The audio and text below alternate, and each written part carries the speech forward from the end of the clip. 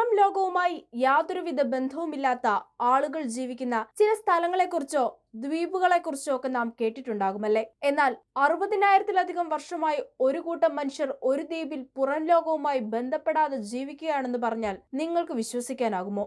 മറ്റെവിടെയുമല്ല, നമ്മുടെ ദ്വീപ സമൂഹമായ ആൻഡമാൻ നിക്കോബാറിലാണ് ഈ ദ്വീപ്. ബംഗാൾ ഉൾക്കടലിൽ ആൻഡമാനിൽ ഉൾപ്പെട്ട ദ്വീപാണ് സെന്റിനൽ. ഇതിന് തെക്കായി തെക്കൻ സെന്റിനൽ എന്ന ആൾപ്പാർപ്പില്ലാത്ത ദ്വീപും സ്ഥിതി ചെയ്യുന്നു. തെക്കൻ ആൻഡമാനിലെ വണ്ടൂർ പട്ടണത്തിൽ നിന്ന് 36 കിലോമീറ്റർ പടിഞ്ഞാറായാണ് ദ്വീപ് സ്ഥിതി ചെയ്യുന്നത്. ഏകദേശം 60 ചതുരശ്ര കിലോമീറ്റർ വിസ്തീർണം ഈ ദ്വീപിനുണ്ട്. നിബിഡ വനം നിലനിൽക്കുന്ന ദ്വീപിലെ മനുഷ്യവാസം ആദ്യമായി കണ്ടെത്തിയത് ബ്രിട്ടീഷ് പര്യവേഷകനായ ജോൺ റിച്ചിയാണ്. 1880-ൽ ബ്രിട്ടീഷ് ഉദ്യോഗസ്ഥനായ മോറിസ് പോർട്ട്മാൻ ഇവിടെ ആദ്യമായി കാലുകുത്തി. ദുരൂഹതയുണർത്തുന്ന ദ്വീപാണ് സെന്റിനൽ. കപ്പലുകൾക്ക് തീരത്ത് അടുക്കാനാകാത്ത വിധം പവിഴപ്പുറ്റുകൾ നിറഞ്ഞ ഒരു മേഖല ദ്വീപിന് ചുറ്റുമുണ്ട്.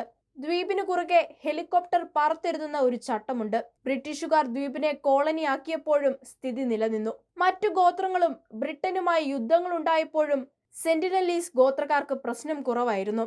ബ്രിട്ടീഷുകാർക്ക് ഈ ദ്വീപുകളിൽ വലിയ താല്പര്യമില്ലാത്തതായിരുന്നു കാരണം. പിൽക്കാലത്തും ദ്വീപിലേക്ക് മറ്റുള്ളവർ അധികം എത്തിയില്ല. അതിനാൽ തന്നെ ദ്വീപ് നിവാസികൾ തങ്ങളുടെ തനതു രീതികൾ നിലനിർത്തി.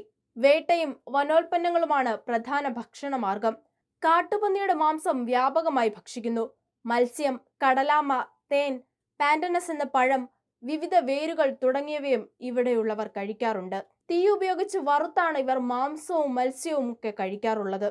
ദ്വീപിലെത്തുന്നവരെ അമ്പെയ്ത് കൊല്ലുന്നവരായിട്ടാണ് സെന്റിനലുകളെ കണക്കാക്കുന്നത്.